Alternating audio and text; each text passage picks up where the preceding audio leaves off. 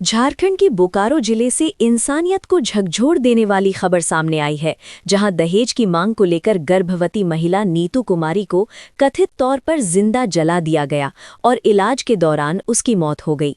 परिजनों का आरोप है कि पति और ससुराल वालों ने मिलकर इस वारदात को अंजाम दिया। पुलिस ने पति को गिरफ्तार कर लिया है और मामले की जांच जारी है। लेकिन अगली खबर इससे भी ज्यादा दिल दहला देने वाली है। गढ़वा जिले के बड़गढ़ थाना क्षेत्र में अज्ञात अपराधियों ने घर में अकेले सो रहे 65 वर्षीय बुजुर्ग चंद्रिका राम की टांगी से काटकर हत्या कर दी। सुबह जब परिजन पहुंचे तो खून से लथपथ शव और हथियार मौके पर पड़ा मिला। पुलिस जांच में जुटी है, लेकिन हत्या की वजह अब तक साफ नहीं हो पाई है। और अब अगली खबर ने पूरे इलाके को सन्न कर दिया है। पश्चिमी सिंहभूम जिले के गोइलकेरा में जंगली हाथी के हमले में एक महिला की मौके पर ही दर्दनाक मौत हो गई, जबकि उसका पति और 10 वर्षीय बेटा गंभीर रूप से घायल हो गए। पिछले 4 दिनों में हाथियों के हमले से 5 लोगों की मौत हो चुकी है, जिससे पूरे इलाके में दहशत का माहौल है। लेकिन अब अगली खबर अपराध की नई तस्वीर दिखाती है। रांची के अनगढ़ा थाना क्षेत्र में ममता हत्याकांड का चौंकाने वाला खुलासा हुआ है, जहां पुलिस जांच में सामने आया कि महिला की हत्या किसी बाहरी व्यक्ति ने नहीं, बल्कि उसके पति दिनेश्वर करमाली ने ही की थी। अवैध संबंध के शक में पति ने पहले पत्नी की गला रेतकर हत्या की और फिर खुद को घायल कर पूरे मामले को भांजे पर डालने की साजिश रची। लेकिन तकनीकी जांच और पूछताछ में पूरी कहानी सामने आ गई। पुलिस ने हत्या में इस्तेमाल हथियार बरामद कर आरोपी को गिरफ्तार कर लिया है। लेकिन अब अगली खबर ने पूरे राज्य को हिलाकर रख दिया है।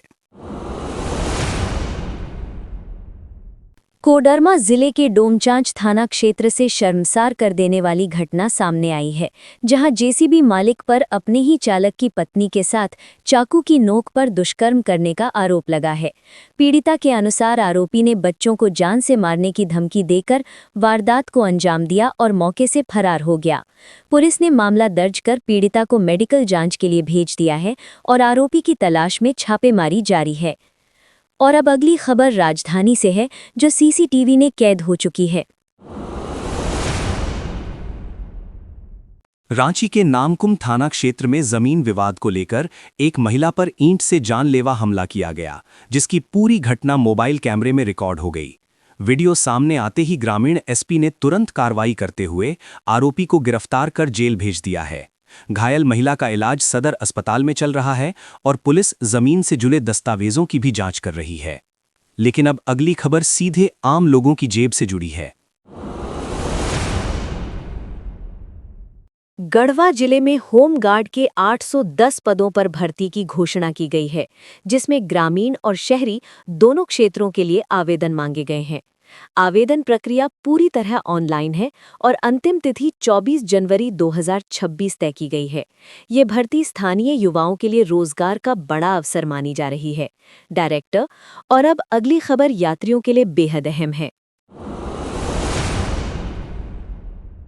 माघ मेला के कारण रेलवे ने झारखंड होकर गुजरने वाली कई प्रमुख ट्रेनों की रूट और ठहराव में बदलाव किया है। राजधानी एक्सप्रेस समेत कई ट्रेनें अब प्रयागराज जंक्शन के बजाय सूबेदारगंज स्टेशन पर रुकेंगी, जबकि कुछ ट्रेनों का रास्ता भी बदला गया है। रेलवे ने यात्रियों को यात्रा से पहले अपडेट जांचने की सलाह दी है। लेकिन अब अगली खबर बच्चों और अभिभावकों के लिए राहत लेकर आई है। लगातार बढ़ती ठंड और शीतल लहरी को देखते हुए रांची जिला प्रशासन ने छात्रों की सुरक्षा को लेकर बड़ा निर्णय लिया है। केजी से लेकर 12वीं तक के सभी सरकारी, गैर सरकारी और निजी स्कूलों में 2 दिनों तक पठन पाठन स्थगित रहेगा। हालांकि बोर्ड परीक्षाओं को लेकर स्कूलों को सीमित छूट दी गई है। प्रशासन ने इसे एहतियाती कदम बताते हुए बच्चों के स्वास्थ्य को प्राथमिकता देने की बात कही है। लेकिन अब अगली खबर मौसम से भी ज्यादा खतरनाक साबित हो सकती है। लातेहार जिले में जंगली हाथियों के आतंक ने एक बार फिर जान ले ली है, जहां पलामू टाइगर रिजर्व क्षेत्र में हाथी के हमले से एक ग्रामीण की मौत हो गई। इसके अलावा गांव में हाथी और उसके बच्चे के पहुंचने से कई घंटों तक लोग घरों में दुबके रहे। वन विभाग ने लोगों से सतर्क रहने और हाथियों को न उकसाने की अपील की है। और अब अगली खबर अपराध की ऐसी तस्वीर दिखाती है जिसने पुलिस को भी चौकन्ना कर दिया। रांची टाटा रोड पर बुंडू शास्त्री चौक के पास स्थित स्टेट बैंक सेवा केंद्र में नकाबपोश लुटेरों ने ग्राहक से 19,000 रुपए लूट लिए और फरार होते समय 2 राउंड फायरिंग भी की। पीड़ित श्राद्ध कर्म के लिए पैसे निकालने आया था। पुलिस ने मौके से खोखे बरामद किए हैं और अपराधियों की तलाश में छापेमारी तेज कर दी गई है। लेकिन अब अगली खबर प्रशासन के फैसले से जुड़ी है, जिसका असर हजारों परिवारों पर पड़ेगा। गिरिडीह जिले में घने कोहरे और शीतल लहरी को देखते हुए प्रशासन ने केजी से 12वीं तक के सभी स्कूलों को 2 दिनों के लिए बंद रखने का आदेश दिया है। हालांकि 10वीं 12वीं की परीक्षाएं सुबह 10 बजे के बाद कराई जाएंगी। प्रशासन ने अभिभावकों से बच्चों के स्वास्थ्य को लेकर सतर्क रहने की अपील की है। लेकिन अब अगली खबर एक सकारात्मक पहल की कहानी सुनाती है। पाकुड़ जिले में राष्ट्रीय सड़क सुरक्षा माह के तहत अनोखे अंदाज में लोगों को ट्रैफिक नियमों के प्रति जागरूक किया गया। नियमों का पालन करने वालों को गुलाब देकर सम्मानित किया गया, जबकि नियम तोड़ने वालों को माला पहनाकर समझाया गया। प्रशासन ने 2030 तक सड़क दुर्घटनाओं में मौतें आधी करने का लक्ष्य दोहराया। और अब अगली खबर रेलवे यात्रियों के लिए बेहद अहम है। लोहरदग्गा रेलवे स्टेशन के पास कोयल नदी पुल का पिलर क्षतिग्रस्त होने से बड़ा हादसा टल गया। सतर्कता दिखाते हुए रेलवे कर्मियों ने पैसेंजर ट्रेन को समय रहते रोक दिया। सुरक्षा कारणों से 7 जनवरी तक लोहरदग्गा से ट्रेनों का परिचालन बंद कर दिया गया है और मरम्मत कार्य जारी है। लेकिन अब अगली खबर राजनीति से जुड़ी है, जिसने सोशल मीडिया पर तूफान मचा दिया है। पांकी विधायक डॉक्टर शशि भूषण मेहता का एक वीडियो सोशल मीडिया पर तेजी से वायरल हो रहा है, जिसमें उन पर टोल प्लाजा पर टोल कर्मी के साथ मारपीट और गाली गलौज करने का आरोप लगाया जा रहा है। वीडियो के सामने आने के बाद मामले ने राजनैतिक तूल पकड़ लिया है और लोगों के बीच तीखी चर्चा शुरू हो गई है। रांची के बुडमू थाना क्षेत्र में 2.5 लाख रुपए उधार के पैसे वापस मांगने पर युवक इब्रार अंसारी उर्फ पीयूष की गोली मारकर हत्या कर दी गई। पुलिस जांच में सामने आया कि आरोपी ने सुनियोजित तरीके से वारदात को अंजाम दिया और शव को रेलवे पुल के पास फेंक दिया। पुलिस ने 4 आरोपियों को गिरफ्तार कर हथियार, कारतूस और बाइक बरामद कर ली है। लेकिन अब अगली खबर राजनीति से जुड़ी है, जिसने बड़ा विवाद खड़ा कर दिया है। डुमरी विधायक जयराम मेहतो को सड़क जाम, आगजनी और हिंसा के 10 साल पुराने मामले में कोर्ट से बड़ी राहत मिली है।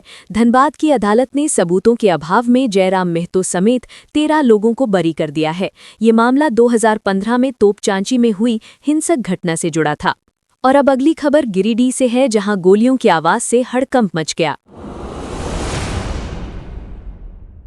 गिरिडीह जिले के जमुआ थाना क्षेत्र के भूपतडीह में जमीन विवाद को लेकर फायरिंग की घटना सामने आई है। आरोप है कि 2 लोगों ने युवक संतोष को घर से बुलाकर रिवॉल्वर के बट से सिर पर हमला किया और गोली चलाई। पुलिस ने मौके से खोखा बरामद किया है और एसपी के निर्देश पर आरोपियों की तलाश तेज कर दी गई है।